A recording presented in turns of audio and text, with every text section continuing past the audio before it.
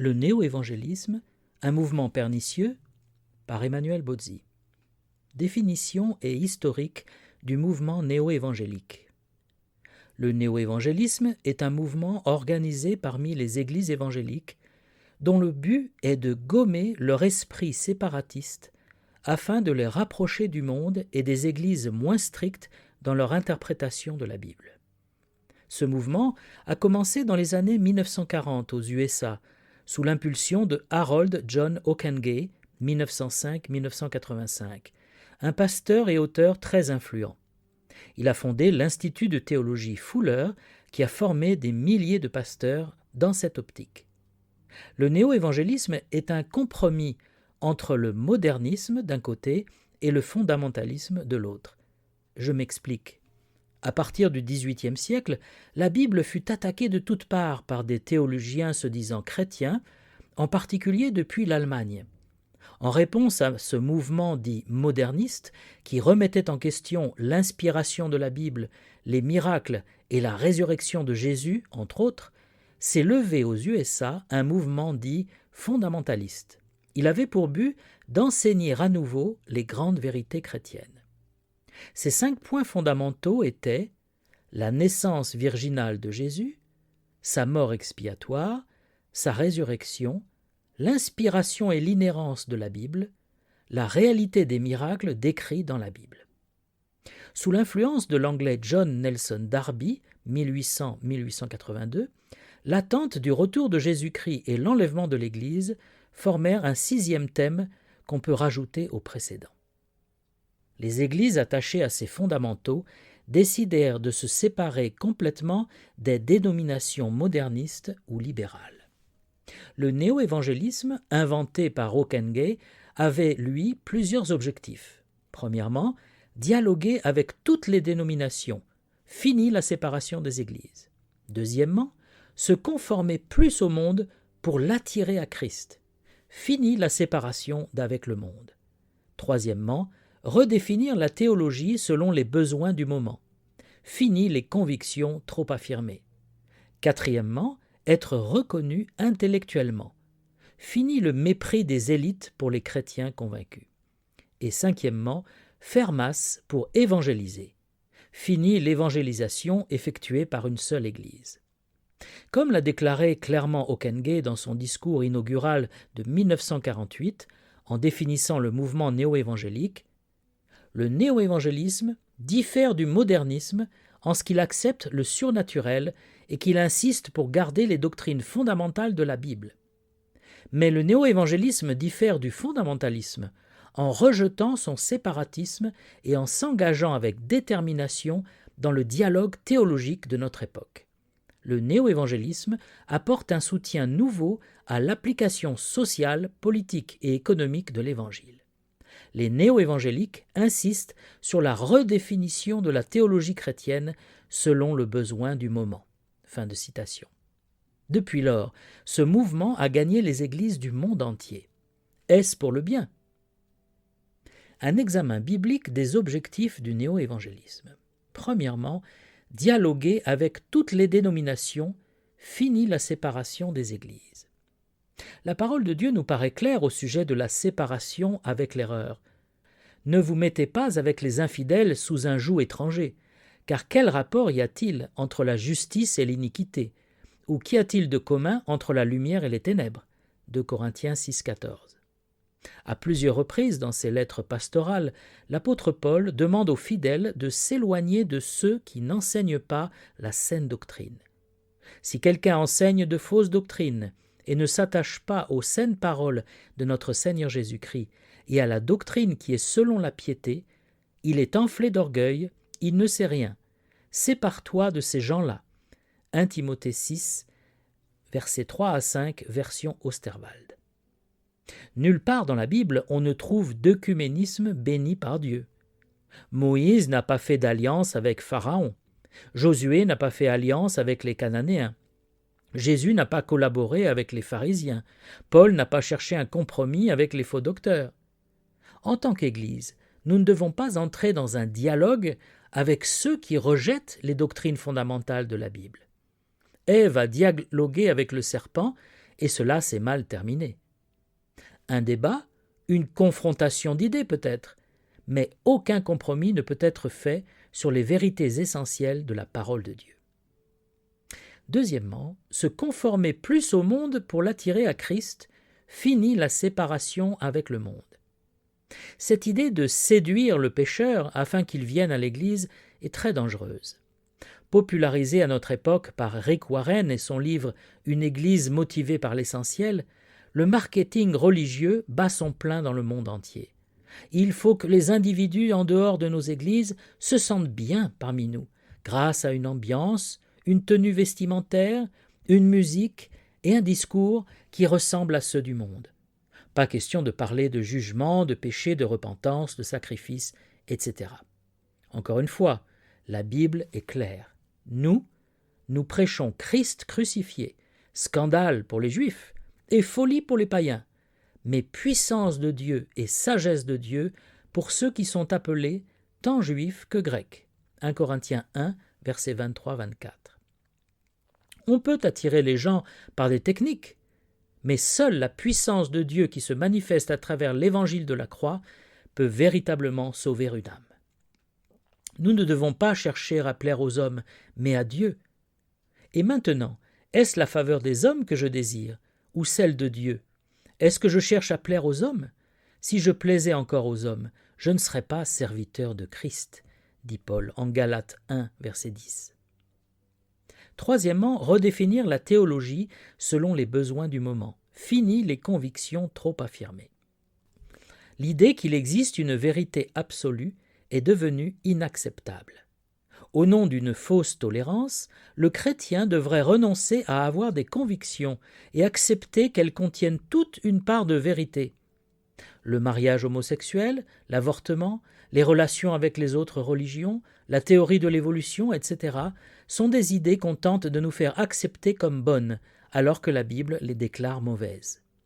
Ces compromis peuvent aller très loin, comme le montre une interview télévisée de Billy Graham, animée par Robert Schuller dans son émission Hour of Power le 31 mai 1997. « Ce que Dieu fait aujourd'hui, dit Billy Graham, il appelle les gens hors du monde pour son nom, qu'ils viennent d'un milieu musulman, bouddhiste, chrétien ou qu'ils soient non-croyants, ils sont membres du corps de Christ parce qu'ils ont été appelés par Dieu. Ils ne connaissent peut-être pas même le nom de Jésus, mais ils savent dans leur cœur qu'ils ont besoin de quelque chose qu'ils n'ont pas, et ils se tournent vers la seule lumière qu'ils ont. Je pense qu'ils sont sauvés et qu'ils seront avec nous dans le ciel. » Selon nous, la parole de Dieu est pourtant claire. Jésus lui dit « Je suis le chemin, la vérité et la vie. Nul ne vient au Père que par moi. » Jean 14, 6. Les enseignements inspirés contenus dans la Bible nous ont été transmis une fois pour toutes, écrit l'apôtre Jude au verset 3 de son épître. Ils n'ont pas à être redéfinis selon les besoins du moment. Un grand nombre de choses changent et évoluent avec le temps. Nous avons l'électricité, nos églises utilisent des instruments de musique modernes, nous avons des véhicules à moteur, etc. Mais, en ce qui concerne les vérités bibliques de l'Évangile et du Nouveau Testament, elles sont établies une fois pour toutes, et Dieu nous met en garde contre le fait de retrancher ou d'ajouter quoi que ce soit à sa parole. Le Saint-Esprit nous avait mis en garde dès le commencement. Prêche la parole, insiste en toute occasion, favorable ou non, reprend, censure, exhorte, avec toute douceur et en instruisant. Car il viendra un temps où les hommes ne supporteront pas la saine doctrine, mais, ayant la démangeaison d'entendre des choses agréables, ils se donneront une foule de docteurs selon leurs propres désirs, détourneront l'oreille de la vérité et se tourneront vers les fables. 2 Timothée 4, versets 2 à 4. Quatrièmement, être reconnu intellectuellement finit le mépris des élites pour les chrétiens convaincus. L'intellectualisme, l'utilisation de la philosophie, de la psychanalyse, la recherche d'une reconnaissance du monde sont des pièges pour les chrétiens. Paul, un pharisien exemplaire, formé par le célèbre rabbin Gamaliel et instruit dans la culture gréco-romaine, a mis tout cela de côté pour prêcher l'Évangile. Il écrit « Pour moi, frères, lorsque je suis allé chez vous, Ce n'est pas avec une supériorité de langage ou de sagesse que je suis allé vous annoncer le témoignage de Dieu, car je n'ai pas eu la pensée de savoir parmi vous autre chose que Jésus-Christ et Jésus-Christ crucifié. Moi-même, j'étais auprès de vous dans un état de faiblesse, de crainte et de grand tremblement, et ma parole et ma prédication ne reposaient pas sur les discours persuasifs de la sagesse, mais sur une démonstration d'esprit et de puissance. 1 Corinthiens 2, versets 1 à 4. Écoutez comment notre Seigneur Jésus parlait, avec simplicité, mais avec une profondeur inégalée. Nous ne devons pas chercher à nous faire accepter des grands de ce monde. Eux, ils sont du monde. C'est pourquoi ils parlent d'après le monde, et le monde les écoute. Nous, nous sommes de Dieu. Celui qui connaît Dieu nous écoute. Celui qui n'est pas de Dieu ne nous écoute pas. C'est par là que nous connaissons l'esprit de la vérité et l'esprit de l'erreur. 1 Jean 4, versets 5 et 6. Cinquièmement, faire masse pour évangéliser. Fini l'évangélisation effectuée par une seule Église. Le néo-évangélisme utilise les concepts du marketing moderne.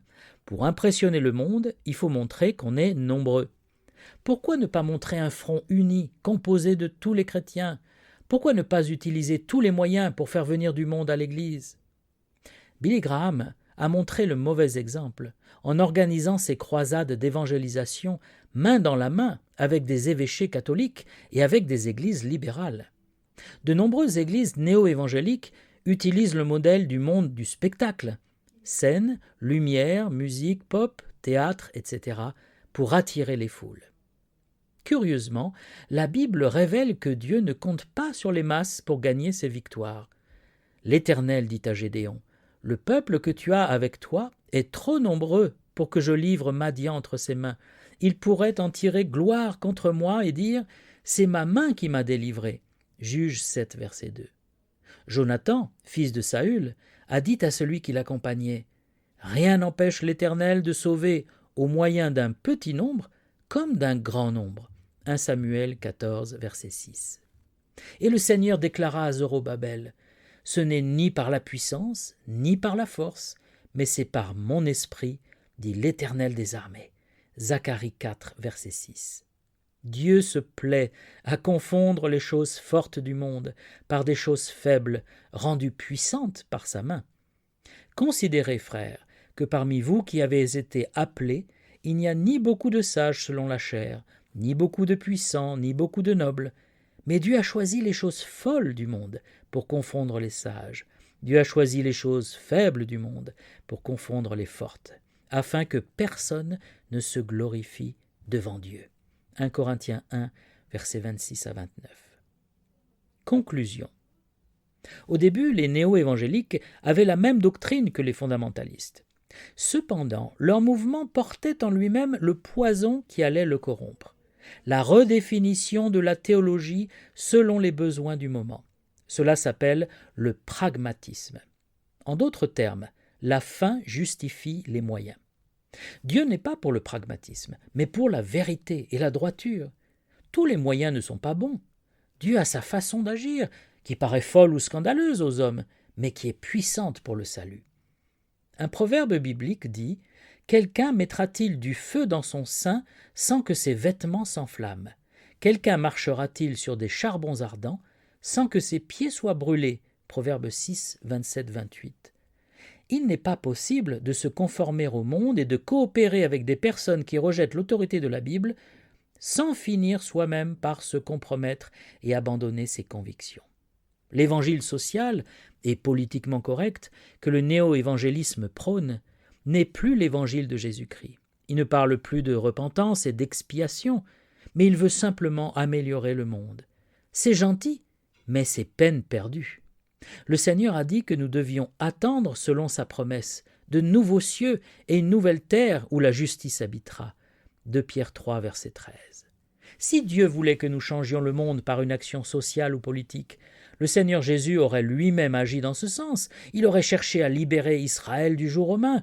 Il aurait accepté qu'on fasse de lui un roi. Il n'aurait pas dit à Pilate « Mon royaume n'est pas de ce monde ». Jean 18, verset 36. La meilleure illustration biblique qui disqualifie le néo-évangélisme vient du premier livre des rois, au chapitre 22, lorsque l'apostat Akab, roi d'Israël, invite Josaphat, le fidèle roi de Juda, à se joindre à lui pour faire la guerre aux infidèles syriens.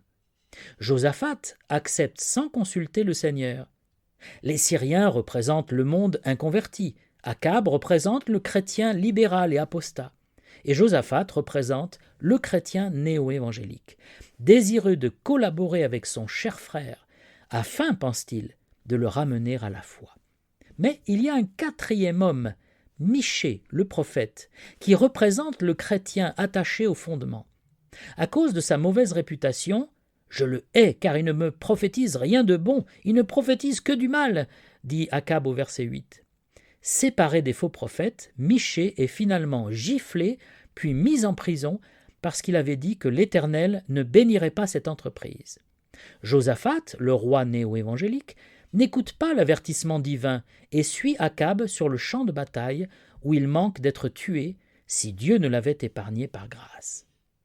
Jéhu, le prophète, alla au-devant de lui et il dit au roi Josaphat : « Doit-on secourir le méchant et aimes-tu ceux qui haïssent l'Éternel ? À cause de cela, l'Éternel est irrité contre toi. » 2 Chroniques 19, verset 2.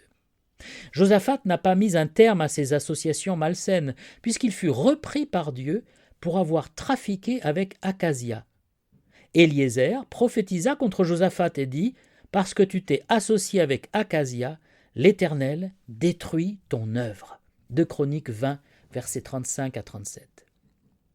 Bien sûr, Josaphat était sincère, mais la sincérité ne suffit pas. Il fallait aussi chercher la volonté de Dieu dans ses projets. Et le prophète de l'Éternel l'avait bien dit : « Ne montez pas !» Et il a détruit son œuvre en acceptant une mauvaise alliance. Le chrétien d'aujourd'hui doit aussi s'interroger sur sa manière d'agir, de faire l'Église, d'annoncer l'Évangile.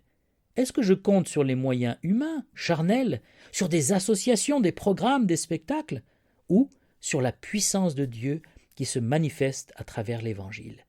À nous de répondre.